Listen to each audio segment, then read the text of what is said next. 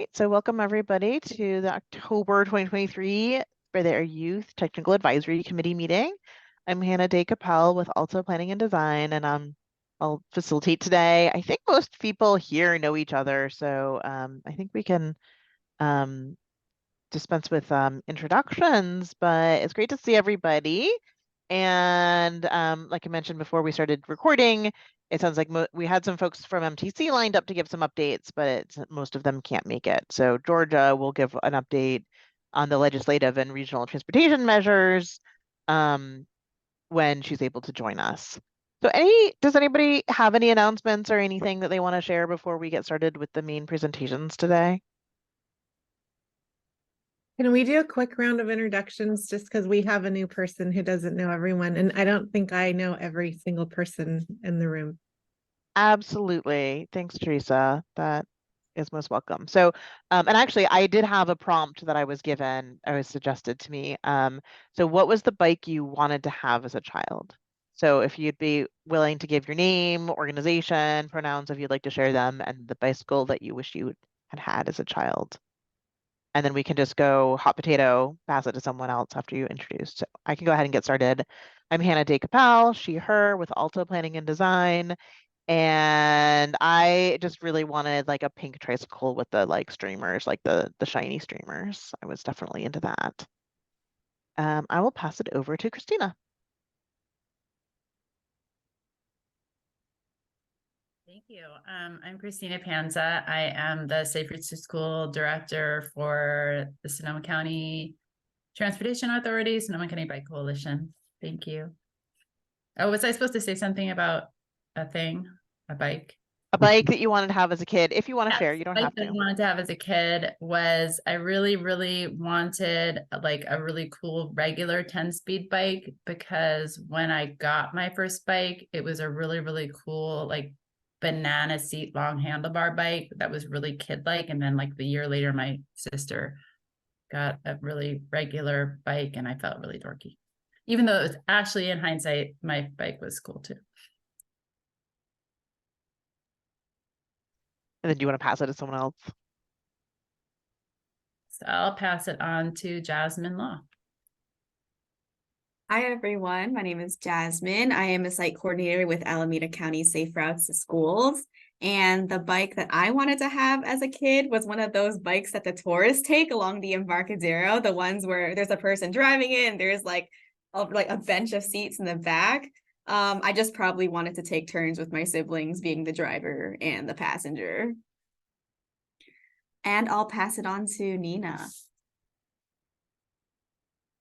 Hi, everyone. I'm Nina. I'm the project specialist for Safe Routes for San Mateo County Office of Ed.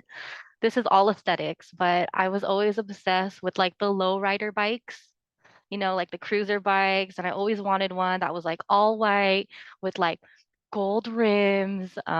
Yeah, just pure aesthetic. And I'll pass it to Lena.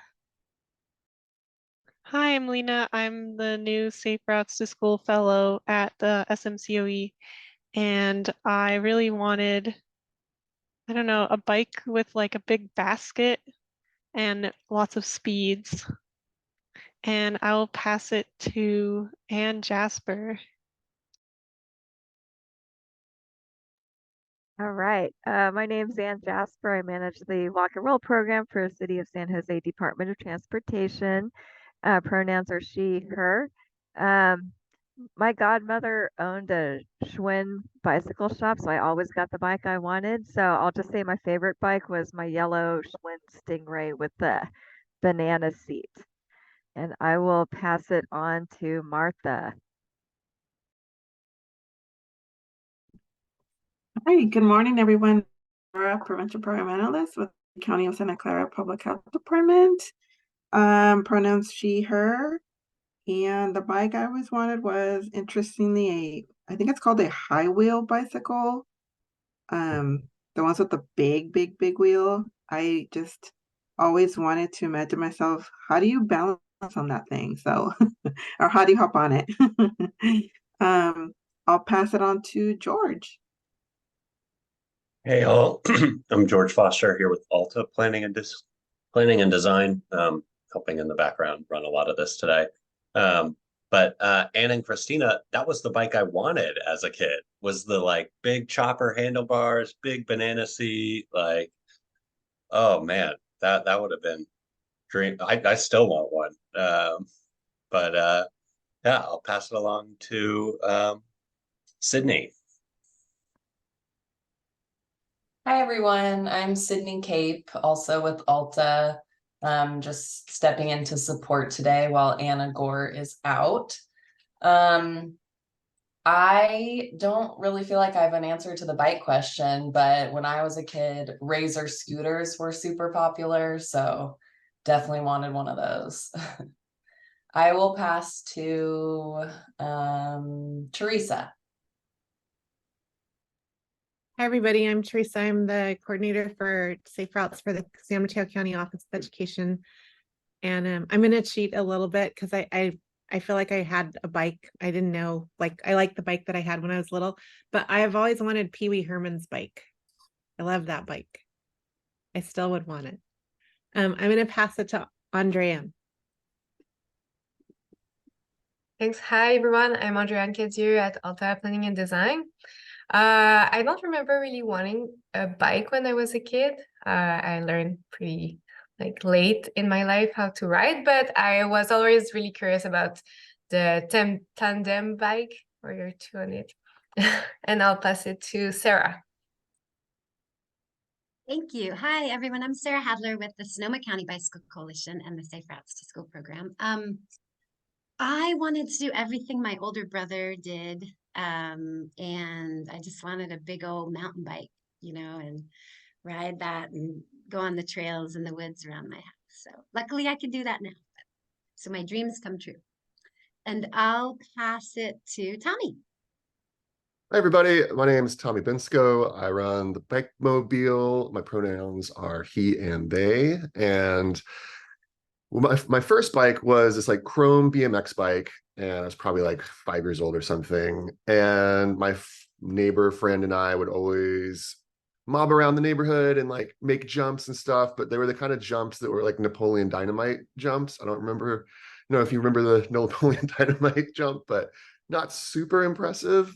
So I thought at that time, I was like, if I just had a better bike, I could do bigger jumps.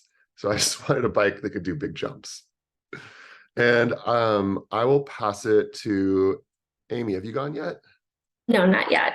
Great. Hi, everyone. I'm Amy Antonano. I'm the assistant manager for Safe Routes to School in Solano.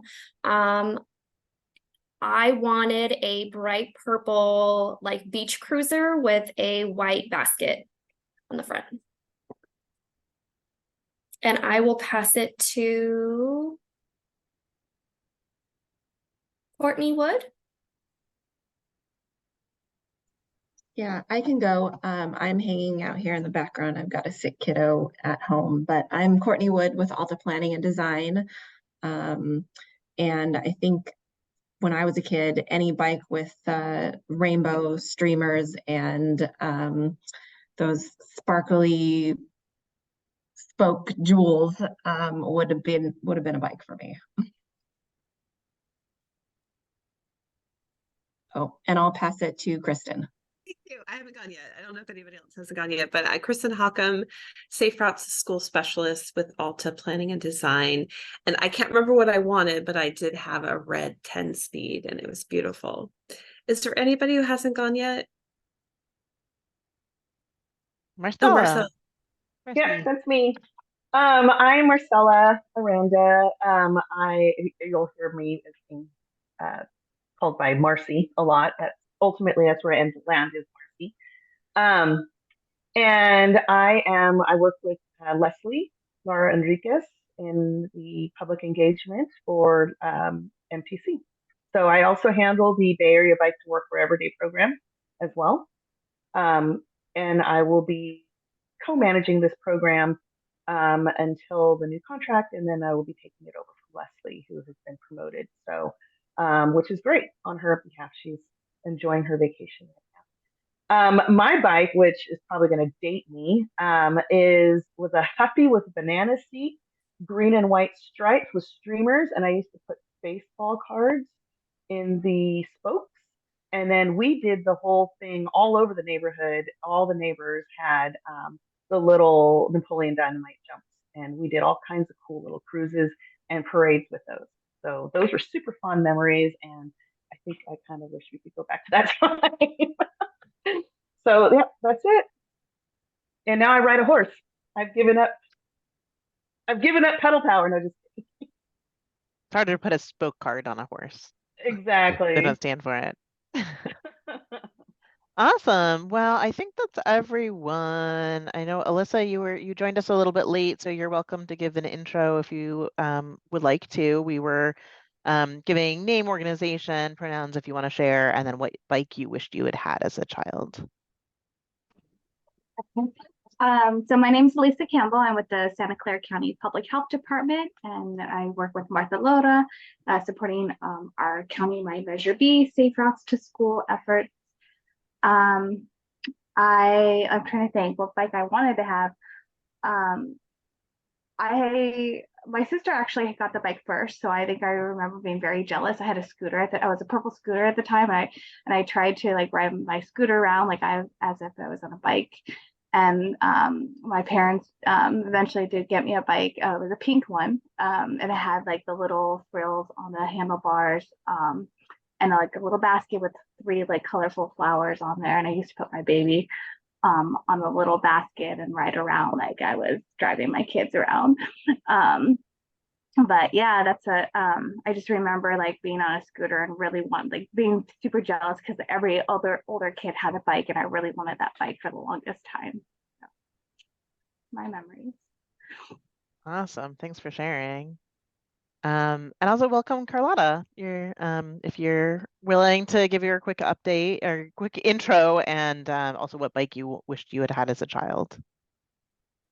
Thanks. Sorry I'm late. I was coming from a different meeting, but I am Carlota Sainato. I'm the program manager at the Napa County Bicycle Coalition. And we're currently the lead organization for Napa County Safe Routes to School. So doing a lot of work on that. And as a kid, I had a pretty great bike. I had a yellow cruiser bike that I loved. So I think the only thing I would have wished is that if it could have been like a magical growing bike that grew with me as I got taller so that I could have just kept riding it forever, that would have been nice. I'm sure your parents wished for that as well. Awesome. All right. Well, thanks everyone for sharing and Teresa for encouraging us to do that. That's always nice to hear who all is in the room. And we would have made quite the bike posse if we had met in younger days. All right, well, like I said, I think we don't have any MTC announcements for now, so we can move right into the presentations. So I'm really excited to hear today from folks in San Jose and in San Mateo County, and in particular, so some of you may have heard one or both of these presentations before. This is not the first time either of them is giving them, but I'm hoping that we can think about it today in that perspective of like most of us live, I think, in the non-infrastructure world, primarily in the education and outreach aspects of safe routes to schools, and sometimes in like planning, transportation planning or safety assessments, but less like we often don't have the opportunity to impact the physical environment or the built environment. And so I feel like both of these examples are really good ways with your education outreach safe routes to school hat on, really starting to make a difference on the physical environment where kids are getting to school. So that's to me how this is kind of like tying these together. And they're both just very cool projects. So wanted to we're going to have both of the speakers. We can I think they're both willing to have folks interrupt or raise your hand or put a chat in the, ask questions in the chat box. And then we'll have discussions afterwards, a Q&A. And then most of the rest of their time is going to be in some breakout sessions so we can dive a little bit more deeply into this topic and hear how folks are working on impacting the built environment or whatever else you want to share with your, fellow Safe Routes to School community. So yeah, without further ado, we've got Teresa from from the San Mateo County Office of Education, and then my colleague Kristen with Alta Planning and Design. Great, thanks, Hannah. Hi, everybody. So when I started this position in Safe Routes 8 years ago, I realized pretty quickly that cities and schools often do not talk to each other. So, over the years, we've spent a lot of time trying to help cities and schools build that relationship. And I think with the school travel fellowship model, we've hit on something that has really helped a lot. Next slide, please. So back in 2021, the summer of 2021, when students were getting ready to return to in-person learning, we held a webinar called Supporting Back to School Travel with Equity and Empathy. And we had Mark Fenton, who's a national public health and transportation consultant that we've worked with for several years, come and do the webinar. It was specifically geared for cities, and we invited all of the cities in the county to send staff, and we had a pretty good showing, and it was a really good webinar, and he gave a lot of really great ideas on what cities could do to support students as they return to school. But what we realized was after the webinar was, yeah, it was a really good webinar, but everyone was just going to go back to work. And you go to these really great things and maybe you implement something you learned and maybe you don't because you get busy with other things. So we had an idea. And next slide, please. And it was a school travel fellowship. And we basically came up with this idea, and we were literally, we like to say we were building the plane as we were flying it. So next slide, please. So that first year, we invited cities to apply to choose 1 or 2 schools in their city that they wanted to focus on and to apply for the fellowship. So they had to put together a team that included someone from Public Works and someone from the city. And we wanted at least 3 people, someone from Public Works and someone from the school. And we wanted at least 3 people on the team. But they could also invite like elected officials, they could invite nearby businesses, they could invite like the library or the senior center across the street, representatives from those places. So we brought them together, these teams together, and they were going to come up with an idea that would improve student travel. And we did not have infrastructure funding, and we were working with Alta on this. We received a ton of questions from the application that we didn't originally consider because, again, we were literally like figuring this out as we were doing it. And then as prospective applicants asked questions, we refined the process. And we realized as we went through this that we needed to be really flexible because we needed to respond to the questions that they had and adjust what the school travel fellowship was going to look like as we went along. Next slide, please. So technical assistance and support came from Alta Planning and Design. All of our things that we offered to cities were for non-permanent quick build materials, demonstration projects, things that did not involve infrastructure at all. We held that first year, we held quarterly meetings, and each meeting had a different topic. Like one meeting, we talked about pop-up demonstration projects and how you get those going, what considerations need to go into place for that. So all the meetings were in some way connected to what the teams were working on. And each meeting had different speakers. And then we also had Alta had time for the teams to check in with Alta about their specific project that they came up with. Next slide, please. So the way we selected the teams, we tried to keep the application really simple because we know that city staff are really busy and they do a lot of applications for grants and things that are like huge, takes a lot of time. We wanted to keep this application simple. Our scoring rubric we considered the breadth and diversity of the team. So again, they had to have someone from the school on their team. Project innovation, like what they were thinking about doing, and then the scope of the project and whether or not we thought it was feasible, and then location and equity consideration. So we really wanted to have city teams focus on those schools that were in equity priority communities. Next slide, please. So our first year and our second year, we just completed our second year. We had 5 teams each year.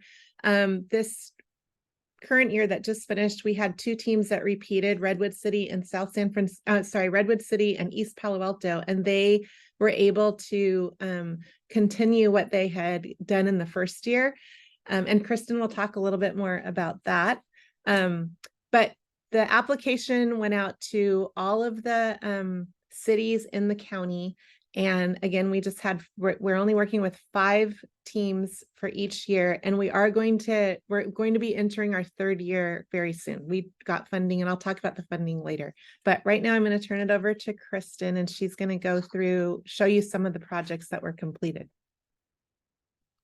Yeah, I get the fun part. Teresa laid the groundwork for what this became. And I want to just pause before I proceed and say,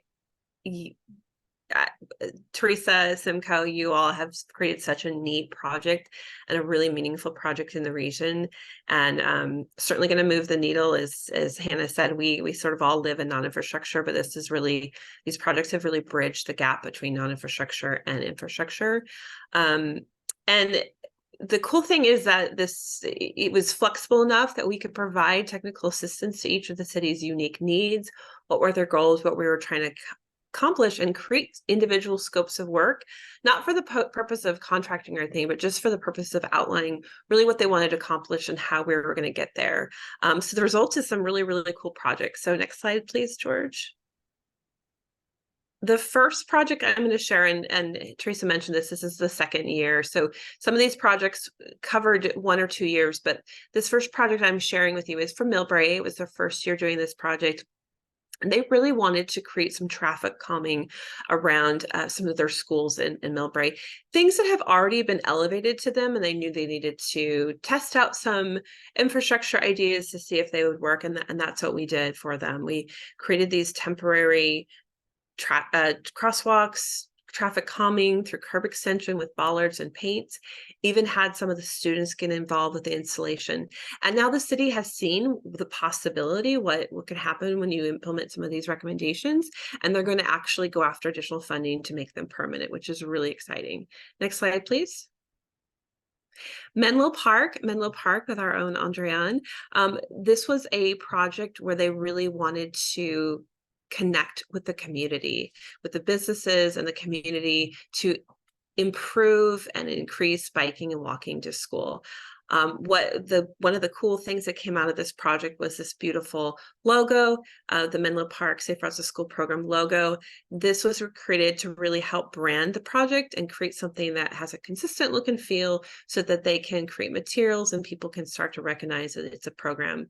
As a result of this project, really cool, the project team was able to get local businesses to agree to be safe spaces for those kids who might be walking or biking to school, may feel uncomfortable, that they want to step into a business to get either a break or a little relief, or even use their phone to call a parent or caregiver should they need to.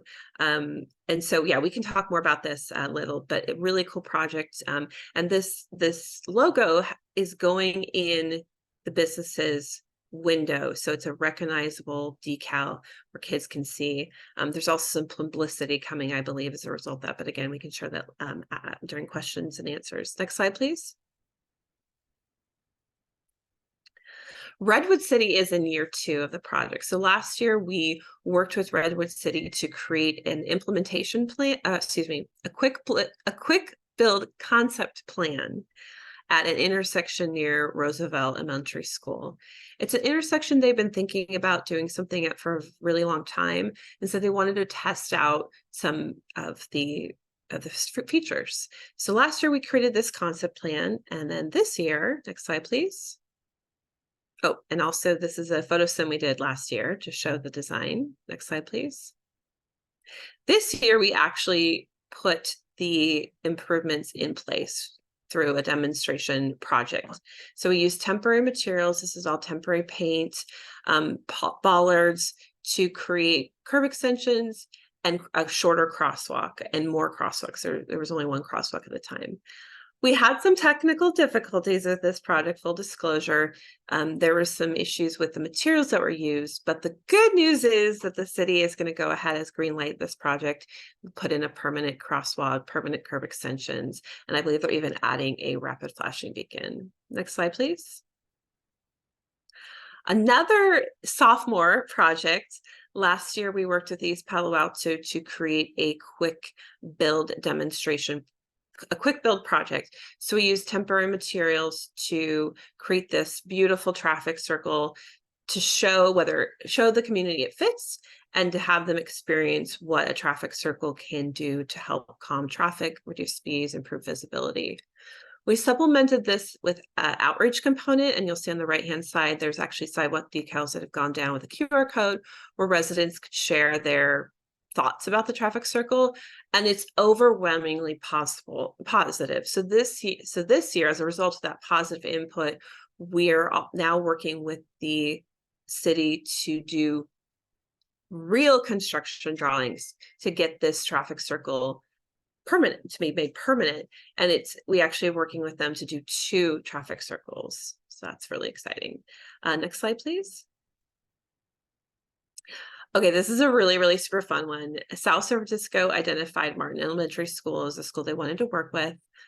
They were looking for an opportunity to create some temporary quick build infrastructure with paint and bollards and high visibility crosswalks with temporary paint. But the coolest part of the project, I think, is in the lower left-hand corner of your screen. That's an intersection mural that went in over a weekend. Our staff actually painted it, designed it, and painted it. And it creates a sense of place in front of the school. So it's branded for the school, for Martin Elementary. And it also has had the added benefit of having drivers slowing down because they're entering a space that looks a little bit different than the rest of the roadway.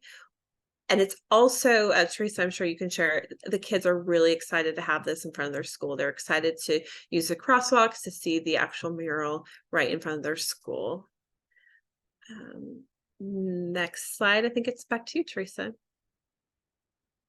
Okay, so some of our takeaways from the school travel fellowship are that we really need to leverage existing funding and resources to support the projects. And how it was funded in our first year was we had a Cycle 1 ATP grant that somehow, through the miracle of the pandemic, like it was one of the silver linings, we were still spending it back in 2021. So we used that to kick off the first year of the fellowship. And then since then, we've been, the second year, we were funded by the Office of Traffic Safety. It also is super helpful to use data that's collected during the pop-up and design plans. So it's important for the city so that they can secure outside grant funding. And then collaborating effectively across agencies and across like that city-school partnership really maximizes community benefit. And it helps the cities build these relationships with their schools that they didn't necessarily have before. Next slide. So just some lessons that we learned and some challenges we had. So flexibility we learned is key, especially that first year. And that relationship building up front was crucial. So like us reaching out to the city staff that we know and inviting them to apply, especially that first year, that was really important. Do you want to talk about liability, Kristen? Yeah, I'll just touch on it. I think the best thing to do without getting too many specifics is to acknowledge the liability issue and making sure that we communicate those concerns with the city. We have certain liability restrictions with our staff being out implementing some of these improvements. So that did hold up some of the implementation, but I think we've learned a lot. And so things are going to get a little bit bigger, better, and easier. I will mention though, there's no contracts between us and the city necessarily, or San Mateo County Office of Ed, but making sure that the cities understand that they are responsible for certain traffic control if they're choosing to put in like a demonstration project or a quick build project. And then expense, that was a challenge, especially the first year, because some of the projects were more expensive than we had anticipated. And some of them were less expensive, some of them were more expensive. So just thinking about that and like planning for that is important. And then community trust takes time and effort. So one of the projects we did the first year with East Palo Alto, where you saw those temporary traffic circles, was we worked with Stanford's Our Voice initiative, and we invited people throughout the East Palo Alto community to use the Our Voice Discovery Tool app to take pictures of things that they thought were barriers to walking and biking to school. Well, we didn't get that many people to take pictures. We're really disappointed. We only got maybe like 100 pictures throughout the city, which is not that many. So we had them put on maps, like all the hot spots that people had identified. And then we took them to schools with coffee and pastries. And we were there before school started. So as people who were walking, mostly walkers, walking to school, we stopped parents on their way after they dropped their child off, or even some of the students. And we asked them to look at the maps, and we talked to them about the different maps. And we asked them to tell us, like, what barriers do you have, like, for walking and biking to school, and what do you see, and what do you want to have improved? And then we gave all of that information to the city. And that was one of the best community engagement things we've ever done. And Jasmine was there for it. Jasmine Law, it was when she was our fellow, and she was involved in all of that. And then finally, the last big lesson learned and was, build the plane before you fly it if you can. But you know what? If you can't, fly it anyway, because it'll work out. You just have to be flexible. Next slide.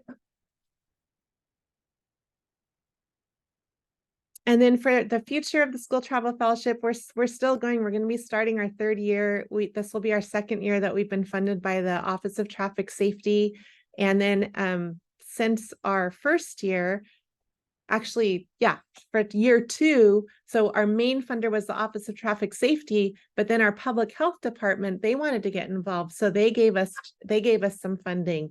And then our main funder for Safe Routes to School in general, which is CCAG, our congestion management agency, they gave us funding. And then the TA gave us funding. So, once you have a good project going, like, everyone wants to jump on board, and just the more the merrier.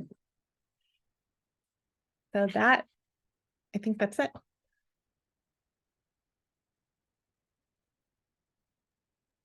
I'll verbally answer the question that was put in the chat. It was a really good question. The cities also take responsibility for maintenance of quick build projects, like its flex post for October. Yes, they absolutely did. That was something that we also had to agree to. So in the instances where we could, we bought extra supplies, like flex posts where they could reinstall. But that image from East Palo Alto, there wasn't a lot of maintenance. It's held up pretty well over the last year. So that's the good news, is that maintenance of these projects has been pretty low. But yes, the cities are responsible for maintaining them and breaking them down if needed.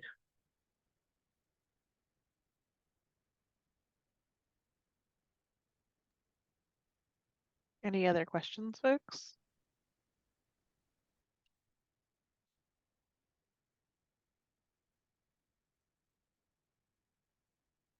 Cool. Well, thanks so much for sharing.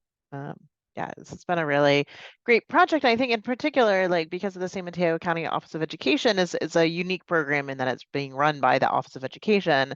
They've got really great contacts at the districts and at the cities in a way that many of the programs that are housed at, like, the transportation department maybe don't have, or don't have as an easy time connecting with those groups. But I think we have sometimes struggled more with connecting with the cities or bridging that. So I think this program has been a really great way of doing that.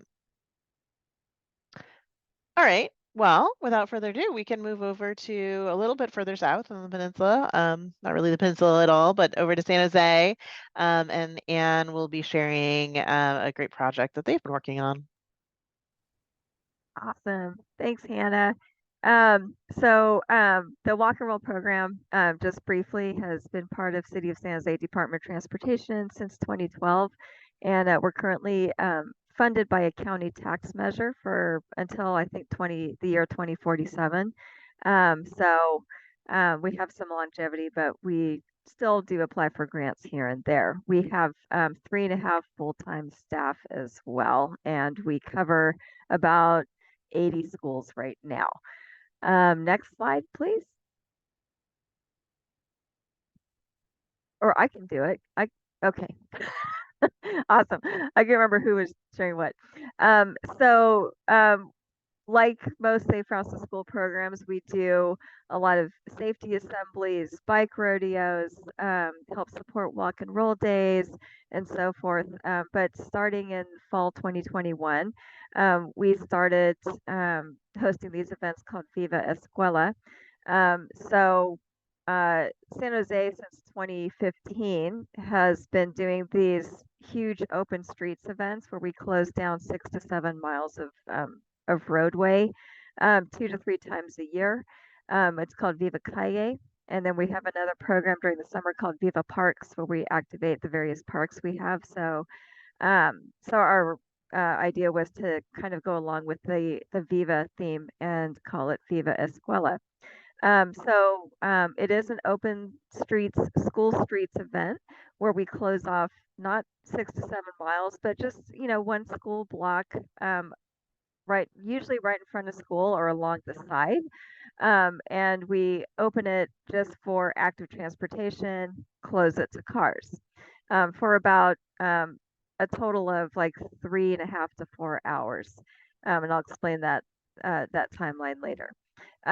We have community partners come in along that space and offer resources to parents and students, mainly around health and wellness issues, and any specific community issues. Like, when we started this in fall 2021, there were eviction issues. So we had resources for that at a couple of schools.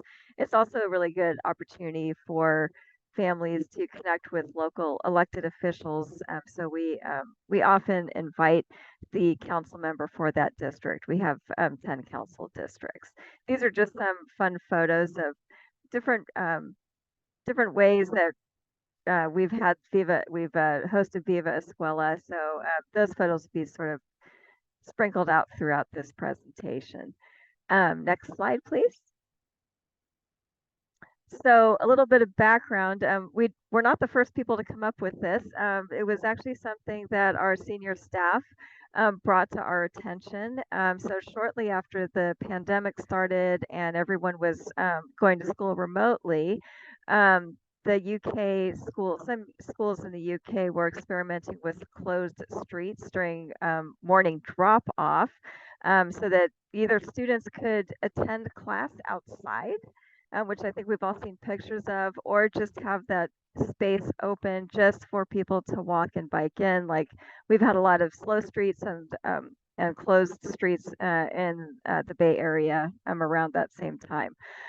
What they found was that having that closed street actually resulted in a huge decrease in car traffic. So it was about 68% decrease in car traffic, plus significant increase in the number of students who walked and biked to school. So when we started this in 2021, it was our pilot. So at the time we had about 60 schools. And so we kind of said, hey, are you interested in this idea? Are you interested in this idea? And that was when schools were just barely opening up.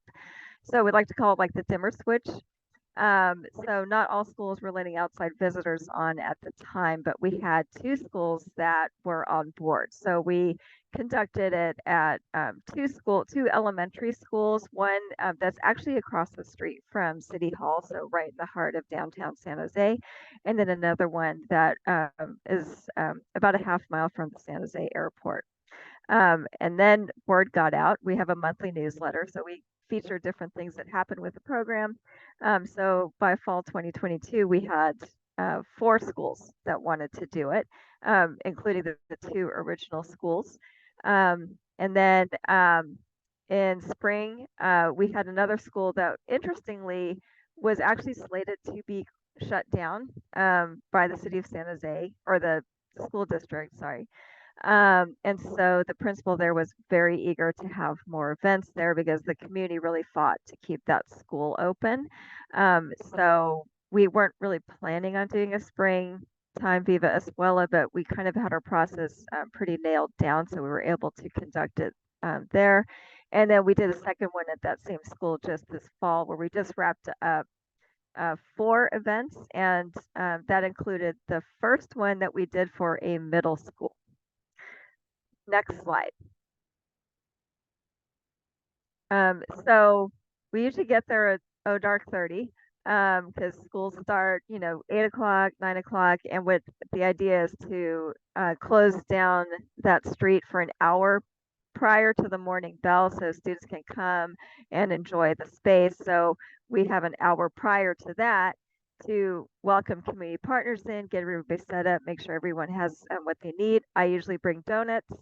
And so for this particular one, we have a huge display for our program for walk and roll. So not only do we have prizes for all the kids, but we put out a pledge poster so kids can sign up and pledge to walk and roll because we know that if you sign on and you promise to do something, you're more likely to do it. We often have San Jose Police Department help us with the street closures. When they're not available, we have parking compliance help us. Next slide. So here's a picture of our signed up pledge to walk and roll. So we, one of our interns came up with a program mascot who we call Sunny the Safety Squirrel. So this is her drawing of Sunny wearing his little helmet, carrying his little acorn. We now have stickers with Sunny on it. So kids can sign on. We have all kinds of colorful markers and they sign up to pledge to walk and roll. We give that poster to the principal at the end of the event so they can display it or whatever they want to do with it. And as sort of an informal survey, we have another poster asking parents and students to tell us about their experience. And this was sort of inspired by Los Angeles Safe Routes, where they do all those pop-up infrastructure days. And Margot said that instead of having this complicated survey, she would just ask parents to show like a thumbs up or a thumbs sideways or down to say if they liked the new infrastructure pop-up. So we have something quick here where students can and parents can put check marks next to any and all of the statements there that they agree with.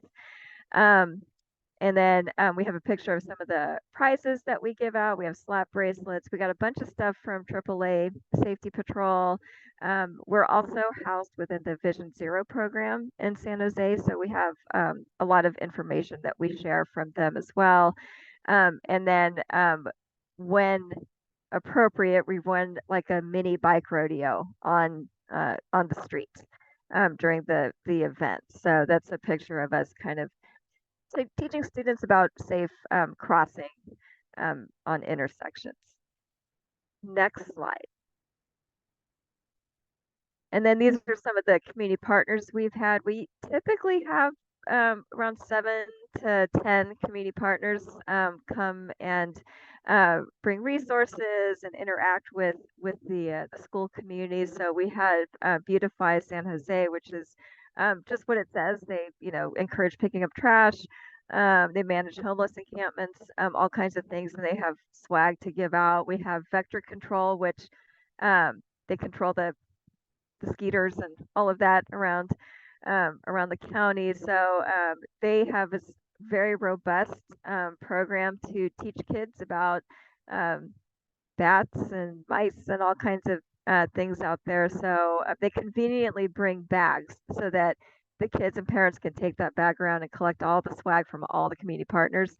Our favorite, or sort of one of our key partners is San Jose Public Library, and they bring this giant RV called the Maker Spaceship, and they give away free books inside the RV so kids can go in and pick out any books they want.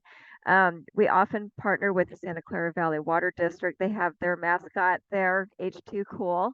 So they come and do safety assemblies with us and talk about water conservation. And then we have representatives from city and county parks. The bottom right, a fellow, Brian, he brings Kenny the snake. And some kids love to pet the snake, some kids don't love to, but everybody learns a little something about the wildlife that's out there on the trails. Next slide. So this is what Viva Escuela looks like. So it's just a huge, basically a festival. So we have like all these people come and fill the street and enjoy the space to walk and bike and talk to each other. A lot of times families just are in their car, they bring their kid and they leave and they don't get to interact with each other. So this is a nice space for them to all kind of get to know each other and maybe learn about a little bit more about their home and school club or PTO, what have you. And a new partner this year was the San Jose Earthquakes, which is our local soccer team. Apparently, they're doing very well. So we have the mascot. His name is Q, and it's short for something, and I don't remember what it was, but super fun. So he and H2 Cool were chatting with the kids and giving out little soccer balls and things like that. And then we also had Valley Transportation Authority there at our most recent event. So they were doing some street improvements nearby the school that we were hosting this Viva Escuela. So they got to answer questions from parents and talk to kids about, what is VTA, which is short for Valley Transportation Authority, and they manage our public transit system. And next slide. So we do always invite our elected officials out because we want them to know about our program. A lot of them have little buckets of funding that they can help, help out schools that need more support for traffic safety. And then it's important for them to also just know about the walk and roll program, especially now because we're also working in a way to fund upgraded infrastructure around all 260 plus schools that we have in San Jose. So these are 3 of our council members. Some of them, are happy to, share a few talking points.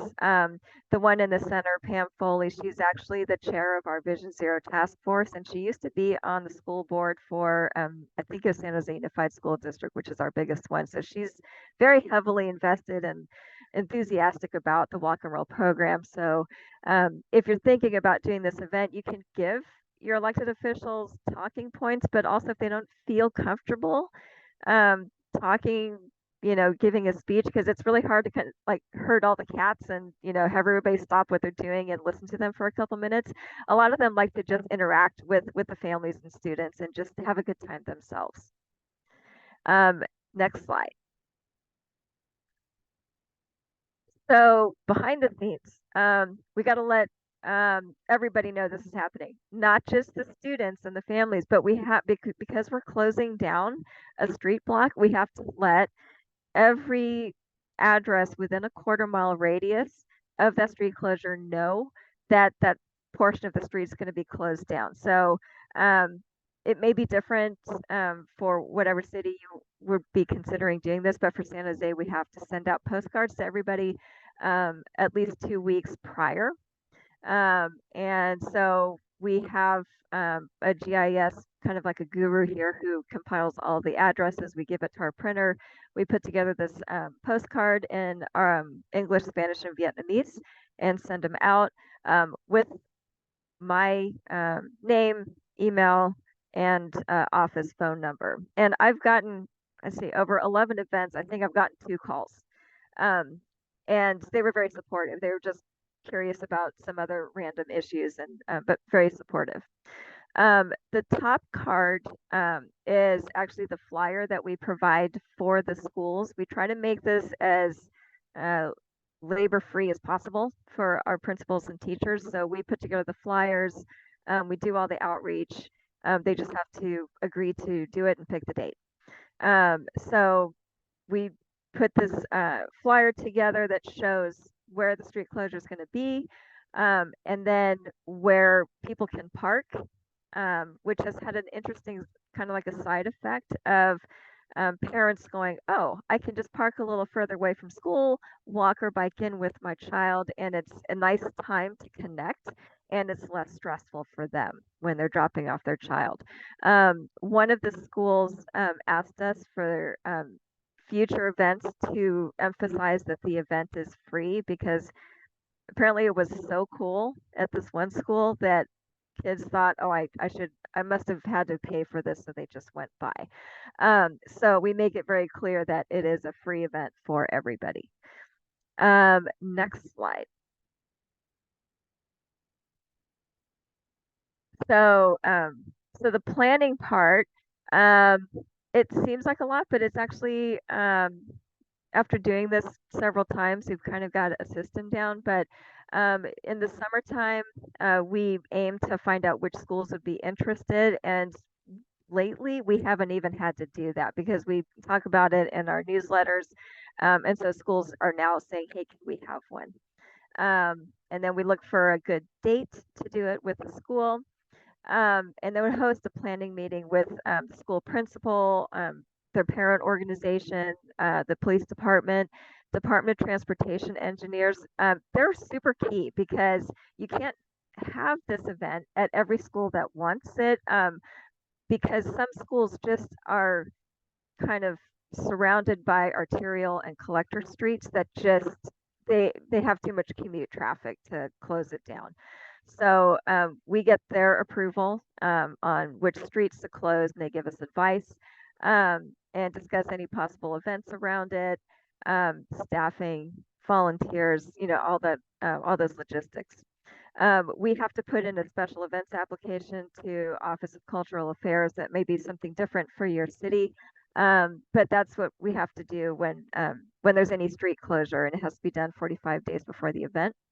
And then the tow away.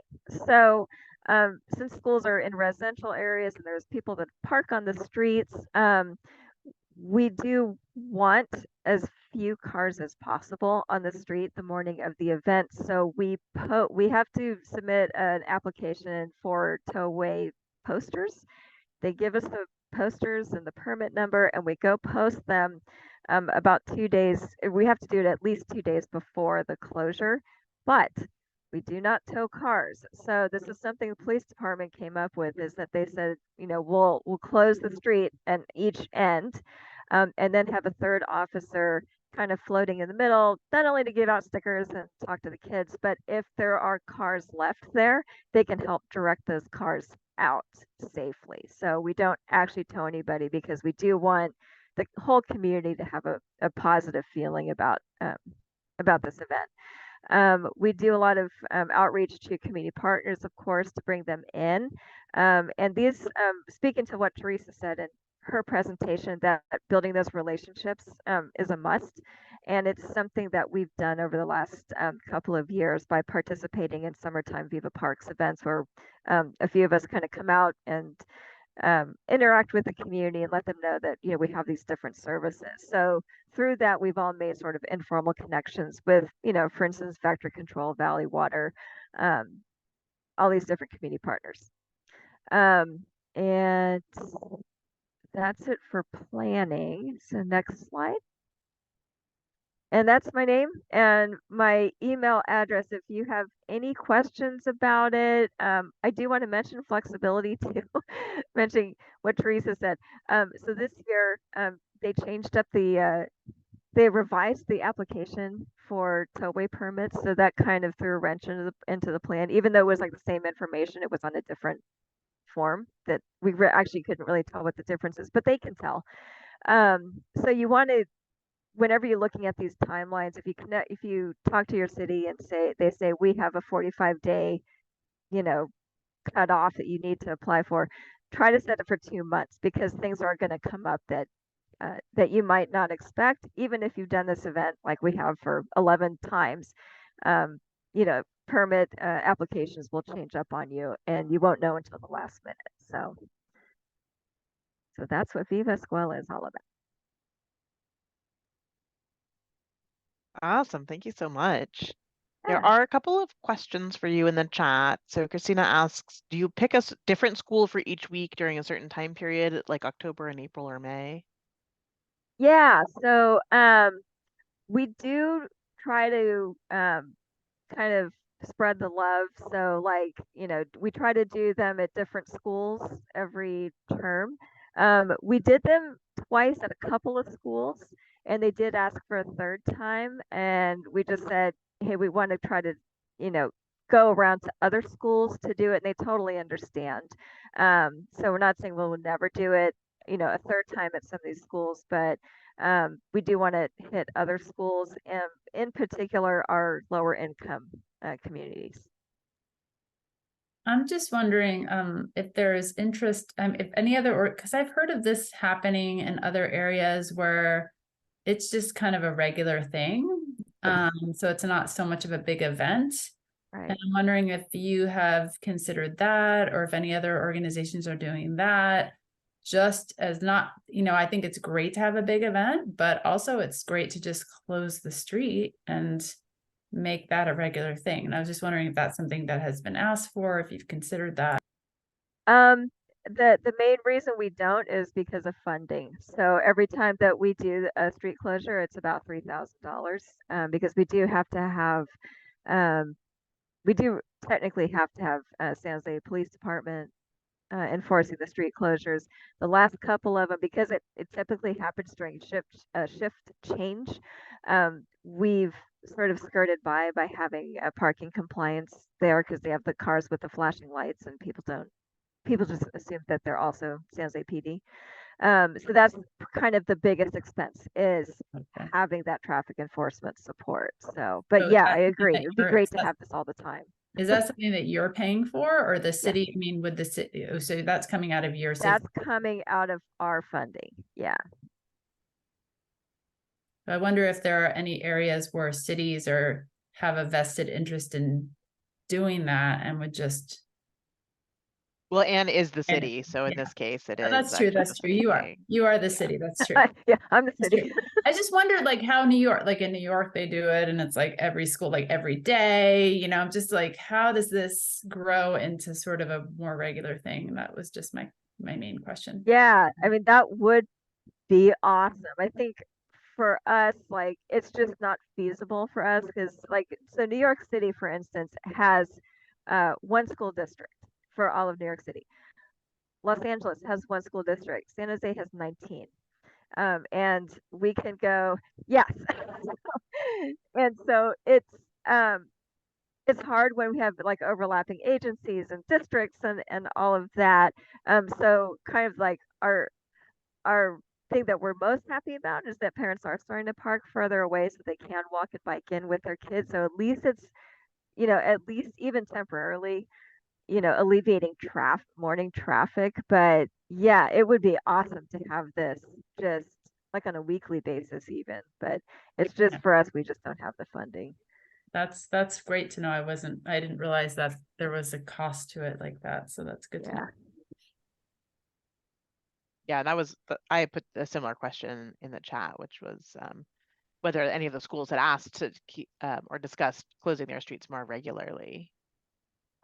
Yeah, I think they asked to have the event again, but they haven't really like said, oh, can we have it, every week? So yeah, I know. I'll share that here in Portland, my school had discussed doing a school street and closing that. We have like the street, we have kind of a funny like L that is part of a grid anyway, but and they announced they were going to do a school street and close that entire section, and we had a nearby church that was going to host that does host actually a park and walk on bike bus days. But after the news came out to the parent community, there was a lot of pushback, and so the project got canceled. So I think it is a challenging one, definitely. Yeah. So any other questions, comments, thoughts, observations on these presentations? All right. Well, thank you so much for the speakers. We wanted to then kind of move into some breakout sessions so that I know we're not a huge group, but this is an opportunity to get into a smaller group and kind of reflect a little bit more on what we just heard and and kind of how you might be able to apply some of this in your programs or how you what you're interested in around this topic. So I'm gonna have so we're gonna do two sets of breakouts. I think each one's going to be about 8 minutes, I think. And the first session will be kind of a debrief. And yeah, thanks to Amy. And if anybody else has to run, totally understand. But here are the questions for the first round. What are your key takeaways from the presentations? What's your program doing to impact the built environment? Were you inspired to do something different? What would the opportunities and challenges be? And so just talk in your small group about that, and then we'll regroup and then have one more round and talk more about sort of our programs in fall 2023 and what the new things we're doing. And then we'll probably wrap up a little early today. So any questions before we go into breakouts? Great. I think folks know the drill at this point. George, are you perfect? We'll see you in a little bit.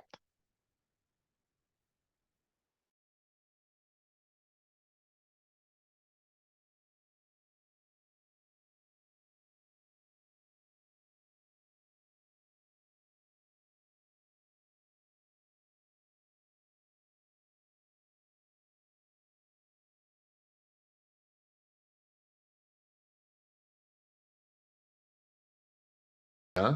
Yeah. Nice. Sweet. Well, so yeah, our program doesn't do a whole lot to affect the built environment directly.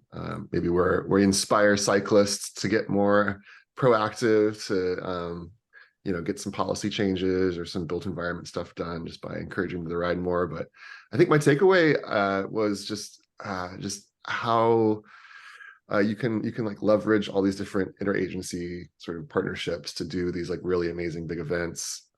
Maybe trial period for now, but on a regular basis soon. And I know in my neighborhood there's to do a street closure, there's all these sort of block parties happening all the time on like an annual basis, it seems like, in every neighborhood around me. And so it seems like the city at least has a vested interest in doing more of that kind of a thing. So maybe there's like more funding and support for that for the schools themselves, since there's already a pretty good model going on with the neighborhoods and now the pilot with the schools.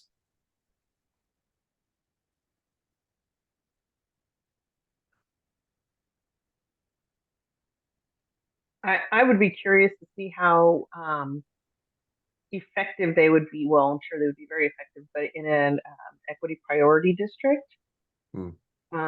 Just because I think, again, communication and understanding tends to fall. It's a little less unless you do like engage CBOs, other than just the local jurisdictions, because you have to meet the audience in order to get them engaged. So.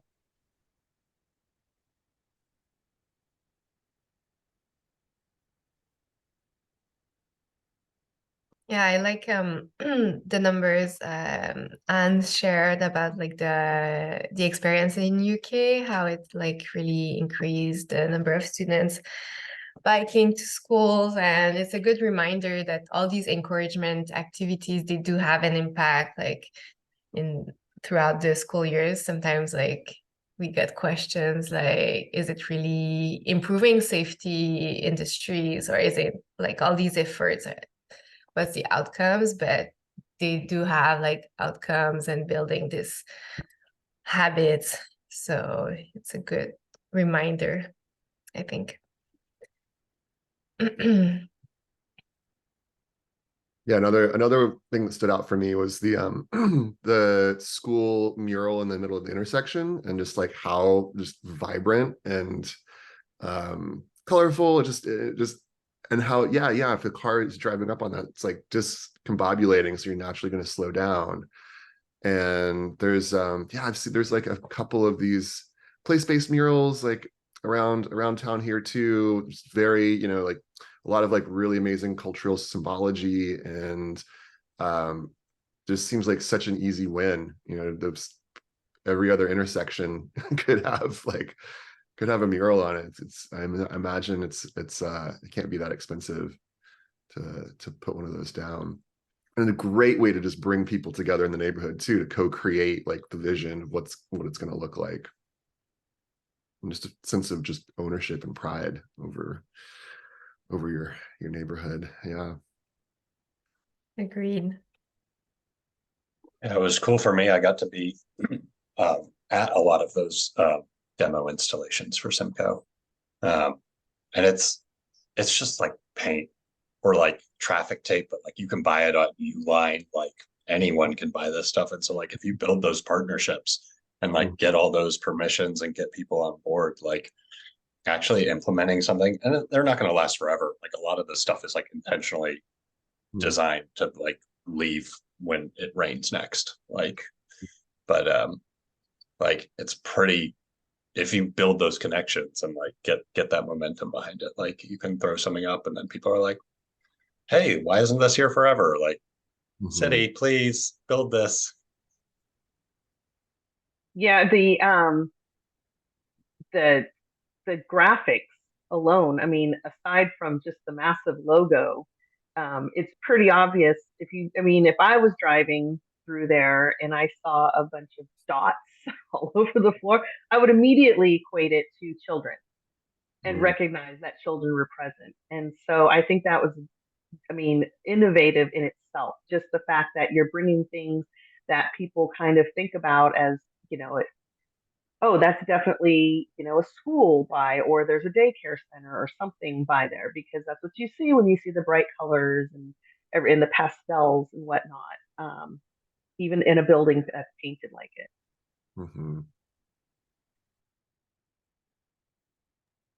Yeah, I'm pretty new to my role, but I'm just very inspired by, how fast things can happen when it's a temporary build. And like what George was saying, how it just like gets the momentum to make something permanent happen. I think that's really cool and inspiring.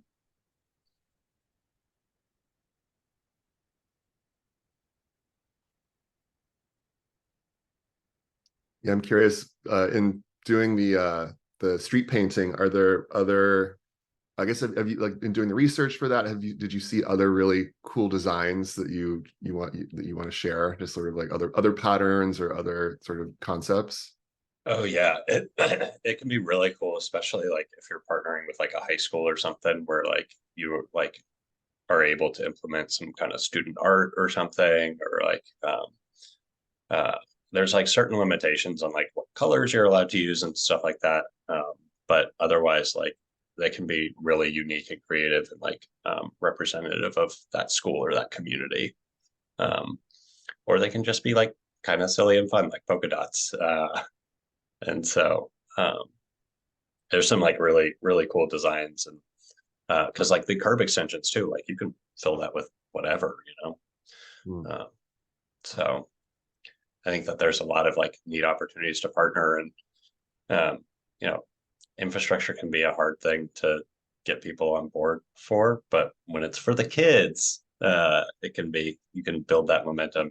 And as we saw with the slow streets too, like a lot of partners showing up, like the San Jose earthquakes being like, yeah, we want to come hang out on this closed street for the school. Like that's awesome.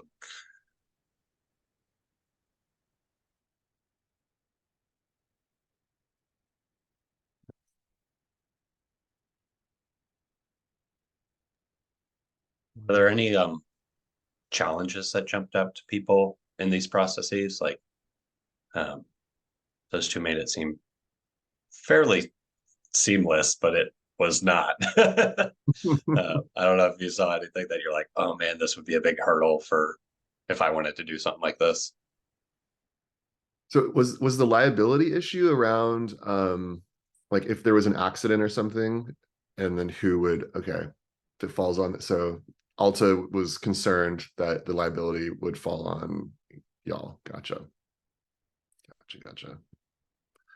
Right. What was the lead time in order to accomplish this? I'm just curious because I know that there's demos, but once, okay, from start, from, you know, concept to getting all of the different agencies involved.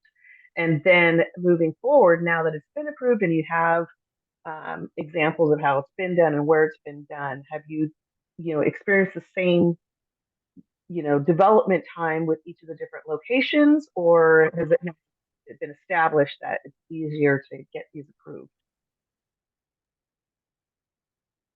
Longer than I'd like. I don't I think Teresa was like really hammering at home like a lot of this is relationship building. Like it takes a lot of meetings and a lot of webinars and a lot of like one-on-ones and showing up with coffee and sending that 8th email to someone. And you know, if you've got 5 departments fully on board but one isn't, that can totally derail the entire process. And so going from like, hey, we have this concept, if you don't have those relationships, like I can't even put a timeline on that. But if you've got the like all like 6 people on board that you need, and then you have like the school working actively with you, I think a lot of these can be pretty tight turnarounds. You know, especially if it's something that like maybe doesn't need engineering to like go over it in detail and like measure it out on site. But some of these do, because they are like controlling traffic, like you do need city engineers to sign off on and all that. So that's definitely a great great question and hurdle. It's timelines.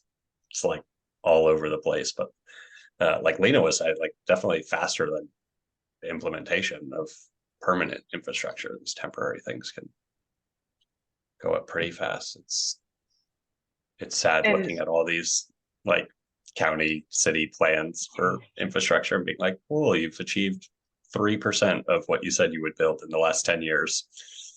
Great." That seems like a good kind of like leverage point though for doing the quick builds. And you're like, okay, y'all are like really lagging on this stuff. Let's at least just get something done that's more achievable. So it's like more like low hanging fruit for folks. I bet.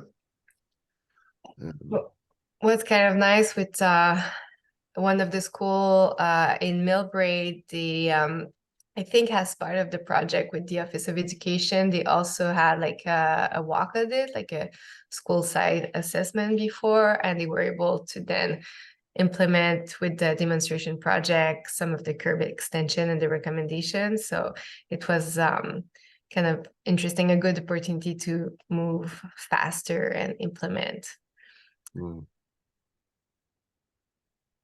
I can imagine there was probably sort of like a order of operations that y'all had to figure out, since there were so many agencies that had to come together. And I bet some agencies were like, well, if they're not involved, we're not involved, we can't touch this. And was there any particular agency that really helped drive the process for y'all, that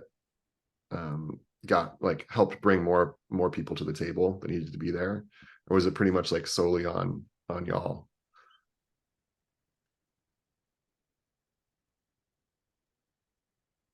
Is that at Alta or Simcoe? Oh yeah, well, yeah, y'all were partners on the project, so I guess the both of you were driving the process, right? I guess I'm just curious if any of like the other local government agencies were like, you know, like, let's do this, and helped rally the process. Yeah, so because it was showed as a kind of like a grant, but with technical assistance. So the city had to apply and like show they had like an idea or already some like partnerships or yeah. So that was like one thing that was facilitating the whole. But then each city had to form their team with like the school representative, like Teresa said, parents, public works. So there was still works to do there to build relationship.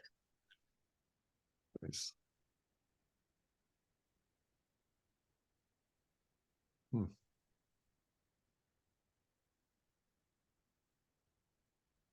Sweet. I think we're heading back into the main room right around now, and then breaking out again. See you in a bit. Yeah. Great work, y'all. Super cool project.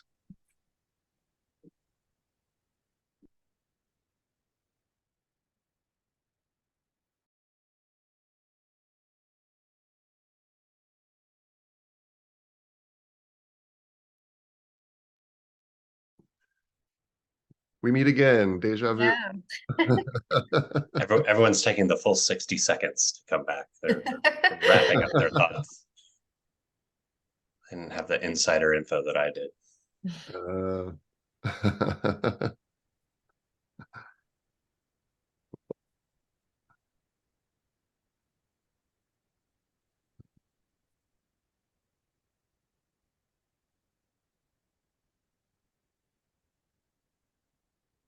Because I'm curious, like while we're waiting, as far as the street art goes, like the polka dots and the mural and everything, have you seen any like examples of like super large scale versions of that where just like they take up like one or two streets? Oh, well, we're back. I think, you know, where we kind of first started seeing a lot of that was with the Black Lives Matter murals that were popping of like block long street art. But I can't think of any examples off the top of my head for like street murals that big. Anyone here? Street murals as big as what?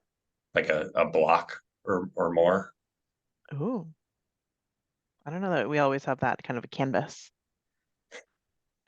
We have one, and it says Black Lives Matter in San Jose. I think it was put together kind of organically. It's still there. I just rode past it a couple weeks ago. But I don't think it was something like the city like said, let's do this. I think some people just did it. Well, welcome back, everybody. Hopefully, your conversations were as good as mine. I totally lost track of the time, so that was a little bit more than 8 minutes. Anything anybody wants to share about the conversation you all had?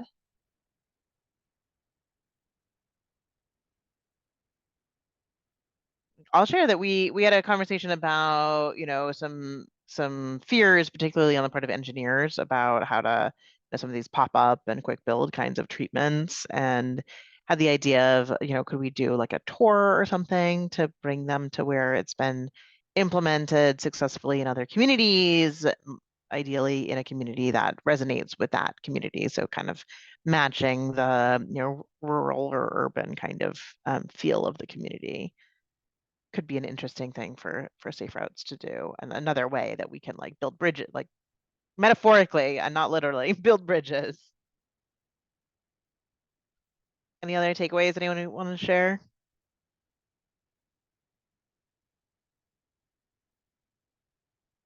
I think it's hard, right? Because I mean, especially depending on where we all sit, just how kind of siloed sometimes the engineering and is from the non-infrastructure.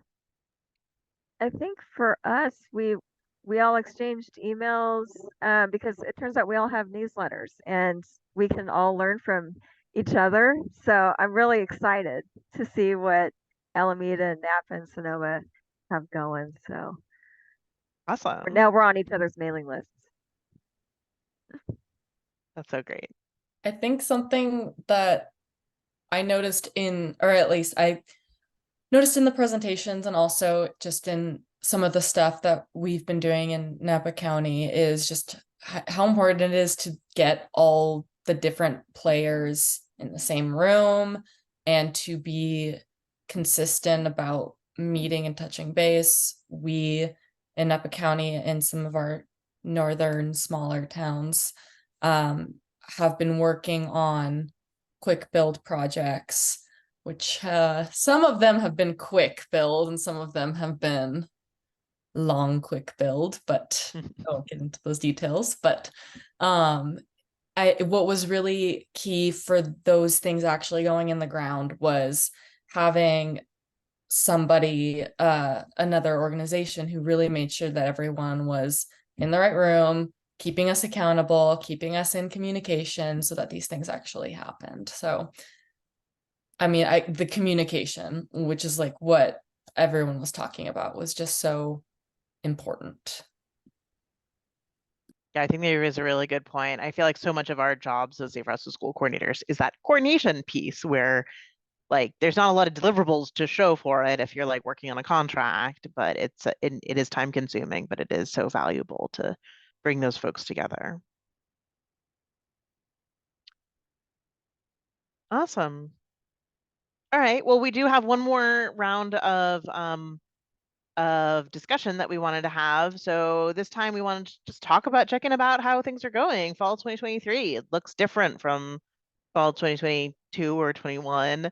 I don't know about you all, but it feels much more like 2019 again. But we've also learned a lot of things, and the world is definitely a different place. So I think George put the comments in the chat box of how is it going for you? Are you trying anything new? Are there any surprises to you about how things that you've been doing for a long time or that are new, how they're going? Any challenges that you want to share with the group? So George is going to send us off to a new set of rooms and we'll reconvene in about 10 minutes.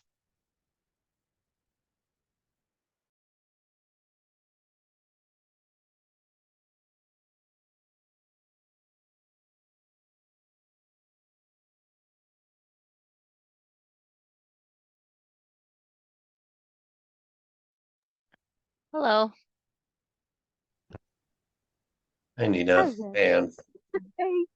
bonjour, Jean. All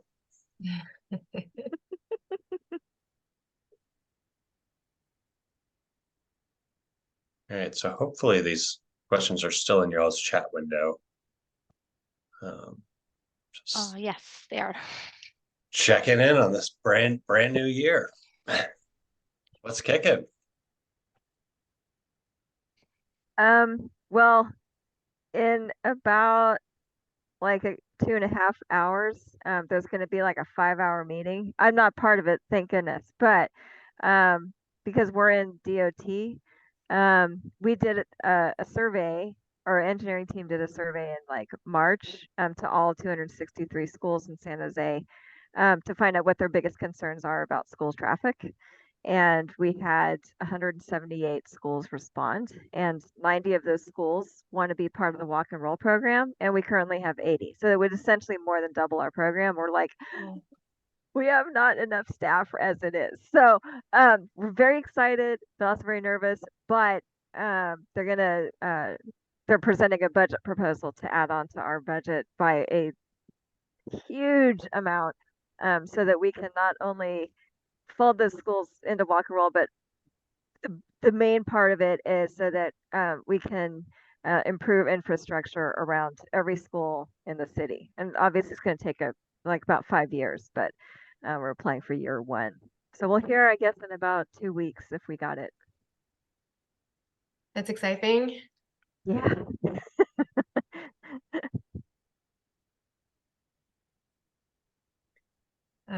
In Menlo Park, we are at it's our 5 years of the program and 5th year of the program, and we're definitely back in trying to do more in person after I think we've managed to have a stronger task force, like again, collaboration, putting everybody together in the same room. So like with a focus on finding like champions, parent and staff champions to make sure like at each sites there are people there, feet in the streets, underground to, organize and promote safe routes to school. So that's kind of our focus.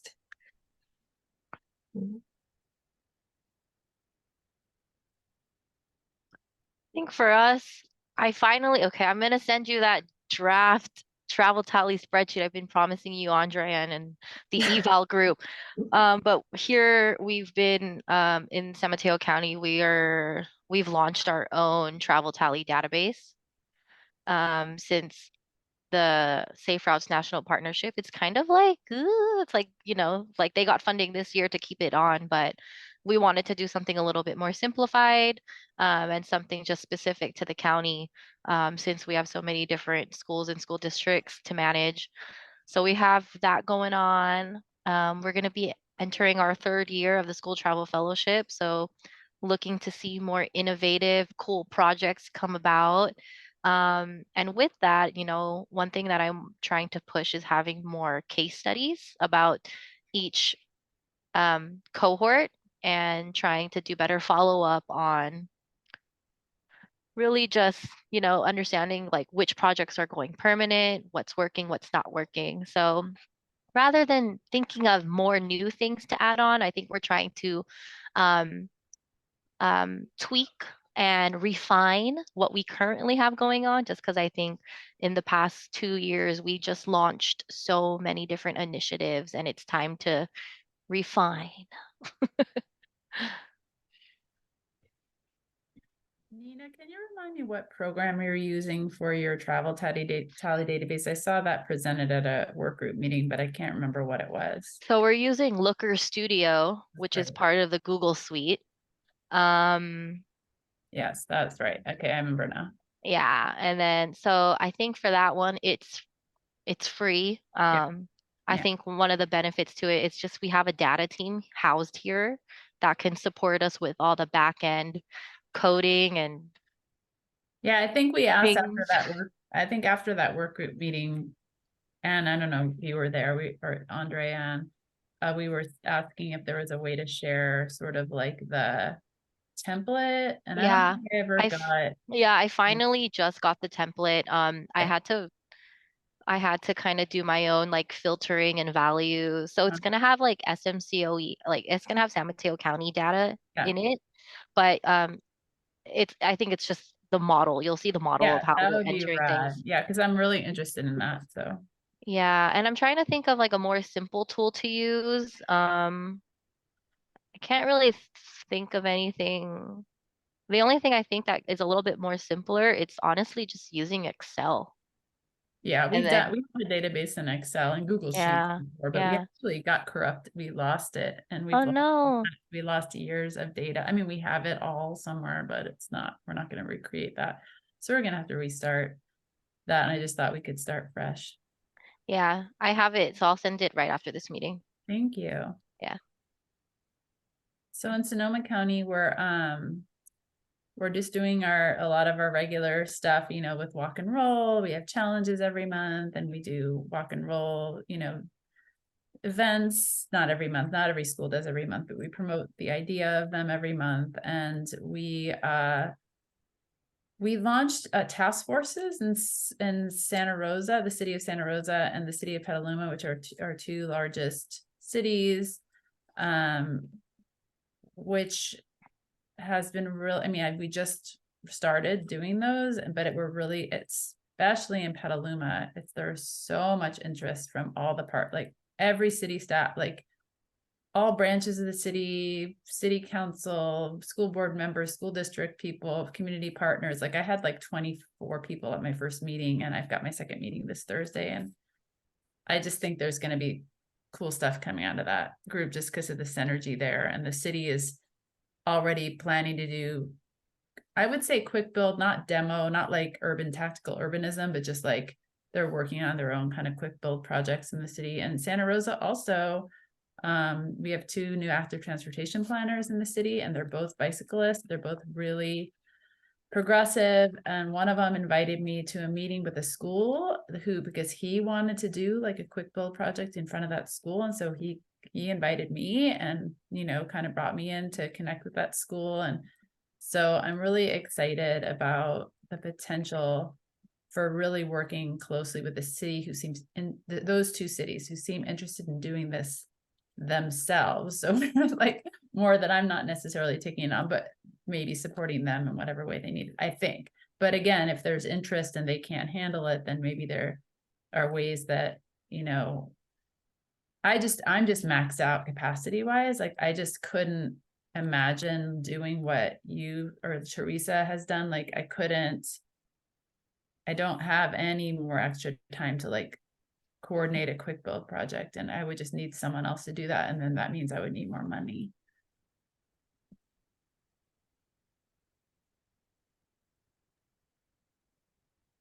Yeah, it's exciting to see, and that you all are possibly getting more money, which is really exciting. I think there's a lot of momentum that I'm seeing over the past few years, but building into this year around active transportation and around like students being able to bike and walk more. There kind of being a lot more public support around it and a lot more interest. But like Christina said, that doesn't always translate to money and to hiring positions. And so that's exciting to see that happening in San Jose. Is anyone like feeling any like different trends? I mentioned a lot of momentum right now and interest, but anyone seeing anything in particular so far this year that you're like, this is different? Slow streets, 15 miles per hour around school zones have been big trends that we've kind of been helping cities implement. So yeah, those are just a couple. Those are like two that I think of. And that's 15, not 20. 15 is better than 20. I know. Well, that's exciting. I can almost count that on my fingers. That's great. Yeah. And it's been like a big thing a lot of parents have been asking for too, which is really nice. So I feel like a lot of families, like they just know safe routes for bike rodeos, but then now they understand like, oh wait, they actually can help with some bigger things, policy changes. Oh, so then now we're like, now they want to talk to us. Okay.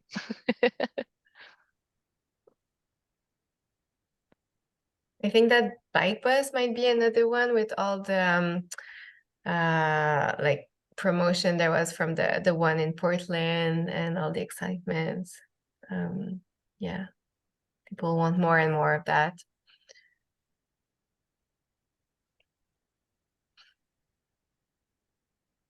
And advocacy as well. Like I like had a request that has a Safe Route School coordinator to make connection with like city council agenda or complete street commission's agenda if there's like anything related to safe routes to organize parents around these items and asking them to come at these meetings and like make their request there.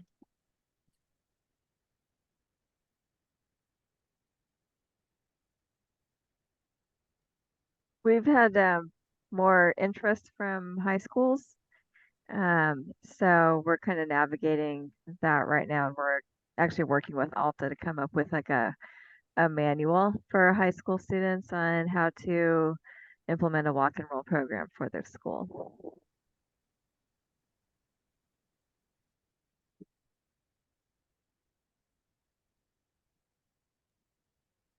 High school, because in theory, they can be doing that all on their own and start having some agency there. Okay, looks like we're running out of time. Anyone have any closing remarks or?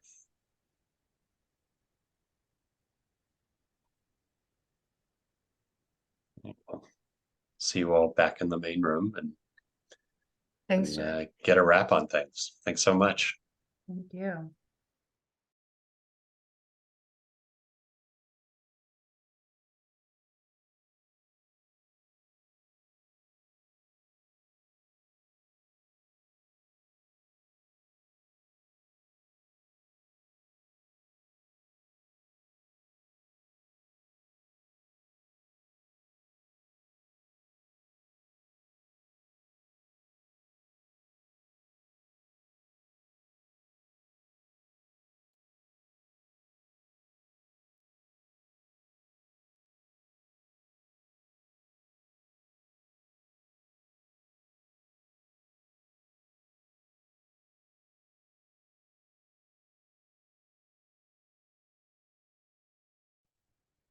was muted. Welcome back, everybody. Any things that you folks want to share about the conversations you just had? Our group, we talked a lot about the relationship. I know it kind of went off topic, but it was definitely relevant. And the question I posed was, how were the schedules in start and end times for the school year impacting the programs? As well as we delved into the Bay Area Bike to Work and Wherever Day program and how their relationship is with bike to school and bike to work day, and how tends to be a conflict where bike to school day tends to be in the first 2 weeks of May, as opposed to, which usually ends up being like a week earlier than the bike to work day, the actual event. And so we talked about incorporating some of the collateral for the Bike to Wherever Days month, because it is for the whole month, and trying to get the Bike to School program just as elevated into the bike month activities as the actual Bike to Work Day is. Nice. That's interesting. Well, my group talked a lot about classroom dynamics and managing unruly classrooms. And I don't know, Teresa, if you'd be willing to share your ditty that you came up with, I liked it a lot. Oh, Carlotta was asking about getting students' attention like a bike related, and she was giving an example of like 1, 2, 3 eyes on me, but wanted a more bike related thing. So I just thought of air brakes, chain, engage your brain.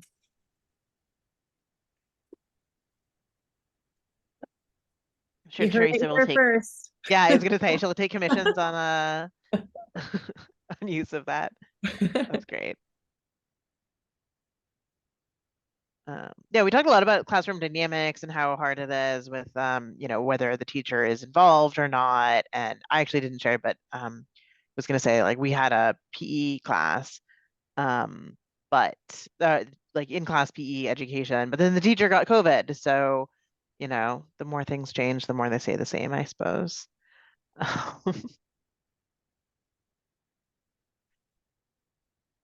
Any other takeaways people want to share? Yeah, our group also talked about the surge in popularity of bike trains or bike buses. And I think Sarah mentioned that her organization had a webinar for bike trains and bike buses that helped to start a few more.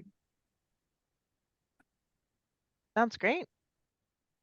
And that's actually a good segue, because our next meeting for their youth group is going to be the first week of December. And we have a speaker from Portland, the Portland Public Schools, Sam Balto, you may be familiar with. He has been really instrumental in getting bike buses going here in Portland, and just sort of catalyzing the whole program again. So and then we also also have Matt Dove is gonna sort of host a conversation, and I think he wants to catalyze a conversation about e-bikes and safety, and how do we talk about that with in safe routes. And I've already talked to Coach Balto, and he's very interested in being part of our conversation about it. So that should be a very robust conversation. Well, if anybody has any announcements, this would be a good time to share them. I was going to quickly announce, as always, folks are invited to we have a webinar series here in, oops, let me send this to everyone, here in Portland, or sorry, here in Oregon, that we host. And there's a adaptive PE panel that was recorded that was just happening at the same time as this meeting. But I wanted to point out that we had a wonderful session about high school engagement in September, led by our own Gwen and Michelle Walker from Transform and Marin County, of course. And it's all posted to the website. So if you ever want to see the recordings, you're welcome to take a look. Does anyone have any other announcements?